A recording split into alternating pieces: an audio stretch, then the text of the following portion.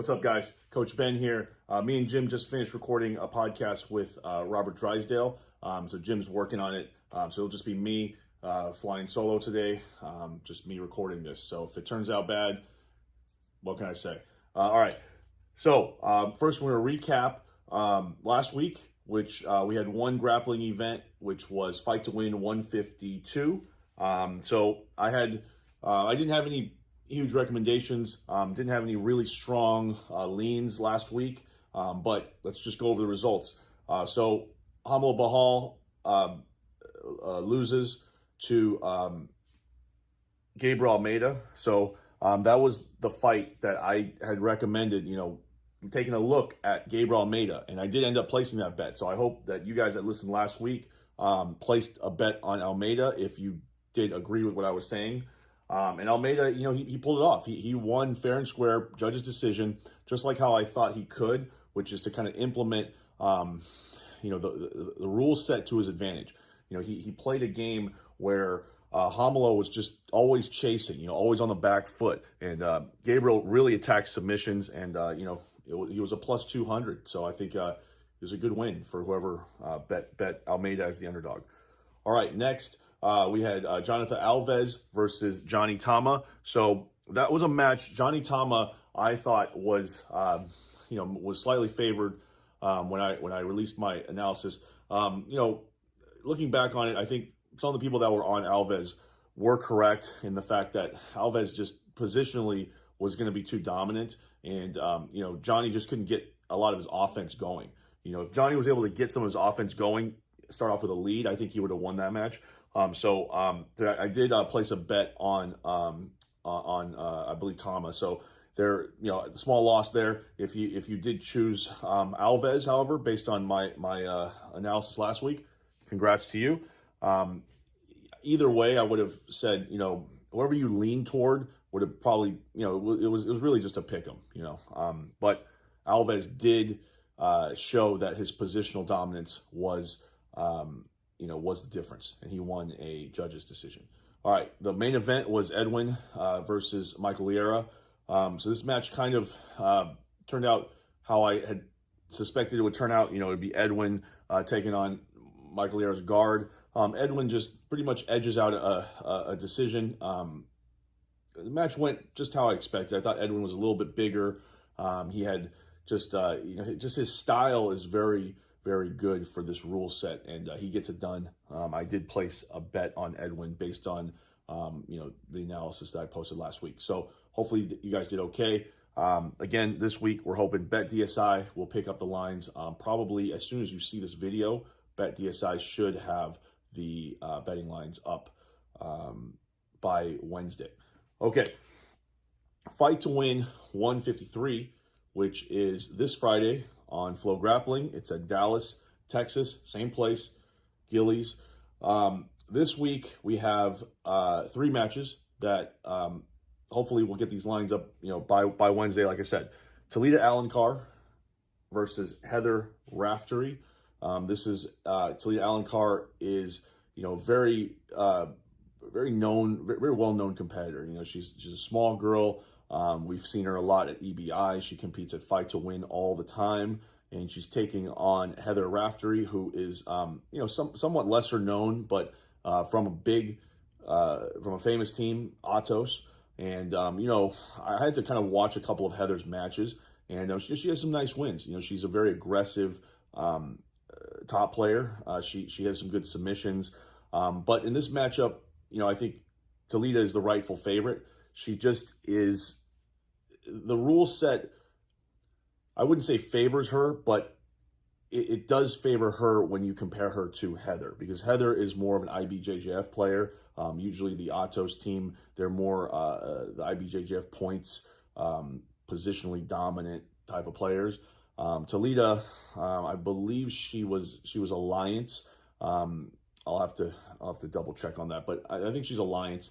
And so anyway, it doesn't really matter the team in this aspect. Her style is just that of she has a very aggressive and fast style, and she looks for submissions, and that's something that there's a reason why she's a -180 favorite, and Heather is a +140 underdog. In this matchup, they have already faced each other, and Talita won by points. That was under a points-based rule set, IBJJF No-Gi Worlds. So, I would say in this matchup, if you you don't mind laying a little juice, I would bet Talita here. And I think she's a little bit, she could be a little overpriced, but we'll see. She could also cruise to a decision. I think her style lends me to believe that she's going to win a judge's decision in this matchup. And so, yeah, judge's decision, Talita is my prediction. But use that information how you like. If you like Heather, you think she has value for plus 140, then you would bet Heather. I personally think she would have to be at a plus 200 for me to bet her. But yeah, so use that info however you like. Second match, this is co-main event. This is for the no-gi men's belt, I believe, at 155, fight to win belt. Junny Ocasio from Unity takes on Macelo Cohen. I had to look up Macelo Cohen. I just didn't know much about him. He's not a super well-known competitor, even though he does seem to have a lot of competition experience. He is, I saw some of his matches with Coyote. He's very good. He's very good. But there's just, I don't think he is, at this point, has the experience at the highest level to take on, has enough experience at the highest level to take on somebody like Junny. And the reason is because I just think Junny has just a higher level team. He trains at Unity. He has experience competing on the biggest stage. He's the current champion. He's the guy that's already beaten the previous opponents. I believe he beat Lucas Pinheiro recently. So he has the experience. He has the game that I feel is better for this for this rule set, the fight to win rule set, which counts more for submissions, submission attempts, and slams. So I do believe he's also the better athlete. I think he just by looking at him move, he's a great athlete. So Junny definitely, I would say he should be a minus 300 favorite here. I don't think you can bet him here just because there's too many unknowns. That's a lot of juice to be paying. And Macelo, you just don't know. He could come out. He could have a game plan. You just don't know. I don't think you can bet Junny at minus 310. But if you have a big bankroll and you like putting some juice out there, I do think Junny will win the by submission in regulation. If not, he'll probably win by judge's decision if he does not get the submission. But I think he'll win by leg lock. Personally, I think his leg lock game is pretty good. His passing game is very good. So I think he'll get the victory. Junny by submission. All right, next the main event. Gianni Grippo from I believe Gianni is now with Marcelo Garcia, I believe was the last team he was on. I know he changed from Alliance. Either way, Gianni we haven't seen in a long time compete at these types of events. At least I haven't seen him recently. He's taking on Samuel Nagai, who is somebody who is pretty active, new black belt, and he just competed recently, I believe, in the Subversive team tournament where he did really well. His team, I think made it to semi or the top 8 for sure. So Samuel Nagai is brown belt gi world champion, so very high level, but I just don't think he is quite ready for the highest tier competition at black belt, whereas Gianni, I think he's always been a top tier competitor at the black belt level.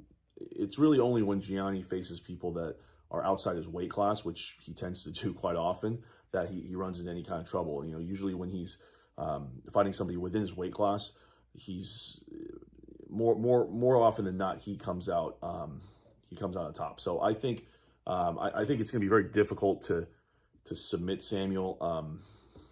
We have seen him caught before. I'm going to say Gianni by decision, by judge's decision, just because Gianni's not really a submission-oriented guy. He's more of an opportunistic submission guy. He doesn't hunt submissions like a you know, like say Victor Hugo or something like that. It's just not part of their game. So anyway, Gianni, I believe, will win by judge's decision in this one. I can see him catching Nagai as well. Maybe some kind of a leg lock.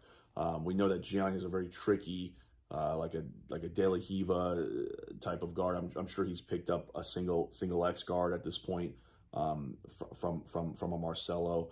So yeah, I believe he released a single X guard DVD. So yeah, he definitely has that in his game now. So I think that Gianni could catch Nagai with a submission leg lock. I don't see it going any other way other than that or a decision by Gianni. Nagai, I think, is for sure live. You know, you never know with these guys that are young and they can you know, make leaps and improvement. Nagai, you know, we saw him get caught by leg lock in the Subversive tournament, but I mean, other than that, I mean, this guy is on fire. You know, he submits everybody. You know, he has good leg locks himself. You know, I personally would say, if you think that Nagai can get to the next level, if you think that he he can be a guy that makes those leaps and improvements, and you think that he has passed that level to hang with the top tier guys, Gianni, you know, we don't know what to expect with COVID and all these things. We know that Samuel has been training and has been competing, so you know, maybe take a stab on Nagai at plus 150 if you know, you want to get an underdog play in. Okay, so to wrap it up, as far as, you know, my plays go, you know, I would probably bet Talita, just because I think that she, you know, she's lost a few split decisions here and there, but I do see her winning this match. You know, I just see her winning with aggression. With the co-main, I just think Junny's a little too overpriced. Unless you have a huge bankroll, I don't really want to lay that kind of juice for somebody as a giant favorite. We've seen, you know, giant favorites lose at Fight to Win, right? Hamelo just lost last week. We've seen Craig Jones lose 2 times in a row as a big favorite. You know, so just be careful with big favorites. You know, I think the value is on some of the underdogs here. I wouldn't play Macelo either, just because you know, I just don't know where he's at. He might get outclassed, you know, and that's the one thing in grappling or jiu-jitsu betting that you don't want to get stuck on, is where you think there's value on an underdog, but the underdog actually is being outclassed, and they should really be like a plus, you know, 1,000 and even larger underdog. You know, we don't know, so we don't know, right? So Macelo could come out, look like a much bigger underdog, or you know, if he could come out and show huge improvements himself. So anyway, it's a pass for me. The main event, Gianni. This is a tough one. I think you could bet either way, depending on which way you lean. I think if Nagai, you know, this is grappling, so there's not a whole lot of betting going on, so the lines don't move as much. But you know, if Nagai gets up to like 180 plus 180, I would probably put a bet on Nagai. And Gianni, you know, if you believe that Gianni is on another level, which is very possible, then I would definitely play Gianni at minus 175, because he, you know, if he's on another level right now, then he's going to easily win this match. Nagai doesn't quite have the experience at black belt. We just haven't seen him go against high-level black belts. We saw him go against Carlos Souza at the Subversive tournament, who is a relatively unknown black belt, but he was submitted. So, you know, it might just be that Samuel still needs that experience, and that Gianni could come out looking like a much bigger favorite. We will see. All right, cool. That's it. So again, this is the betting analysis for Fight to Win 153. Give us a follow at the YouTube channel. You can follow me at Coach BZ on Instagram, and yeah, I got a couple other things. You'll find them if you want.